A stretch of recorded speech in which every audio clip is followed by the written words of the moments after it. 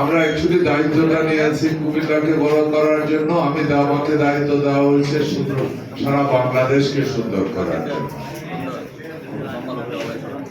এ ব্যাপারে বলতে গেলে অনেক বক্তব্য আছে, আমি কোনো রাজনৈতিক বক্তব্য আজকে দেব না।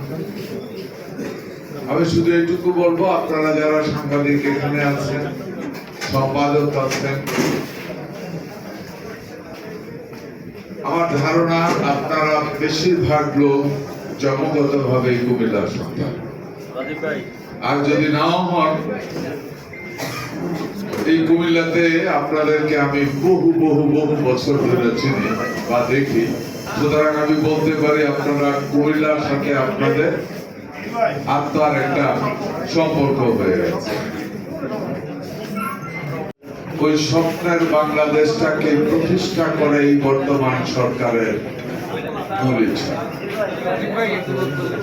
এই জন্যই দায়িত্ব আমাদেরকে দিয়েছে, আমরা ওইভাবে কাজ করে যেতে চাই। আমরা আপনাদের সহযোগিতা চাই, আপনারাই ভুল ধরিয়ে দেবেন, আপনারাই বস্তুনিষ্ঠ সমালোচনা করবেন, এটা আমরা আশা করি। সমালোচনার জন্য সমালোচনা নয়, যেই সমালোচনা সমাজকে এগিয়ে যেতে সাহায্য করবে, আমরা এটা আপনাদের কাছ থেকে মনে প্রাণে আশা করি। আমি একটা ছোট্ট গল্প করি। আমি মিনিস্ট্রিতে বসছি, সম্ভবত তৃতীয় দিন। আমার কাছে আমার প্রিয় একটা পেপার এনে দিল, পেপার একটা ভিডিও দেখাচ্ছে। জামালপুরে 2 গ্রামে মধ্যে কঠিন মারামারি 3-4 বছর ধরে চলছে, এবং কোন এক গ্রামের লোক এসে আরেক গ্রামে ডিপ টিউবওয়েল তারগুলি কেটে দিচ্ছে এবং ওইখানে জমি ফেটে যাচ্ছে। স্বভাবতই এই ভিডিওটা মাননীয় প্রধানমন্ত্রীর নজরে পড়েছে।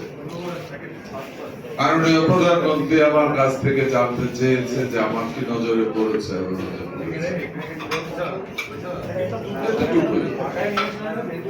আমি সাথে সাথে আমার ডিপার্টমেন্টকে বললাম যে ভাই, এটার সমস্যাটা কি খুঁজে বের করেন তো, এবং আমি আপনাকে 2 ঘন্টার সময় দেব।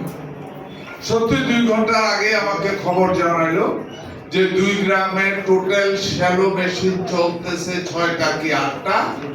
ওইখানে যে ট্রান্সফরমার আছে, ট্রান্সফরমারের থেকে যে ক্যাপাসিটি ট্রান্সফরমার, তার থেকে বেশি ইলেকট্রিক কনজাম্পশন হতে হয় এই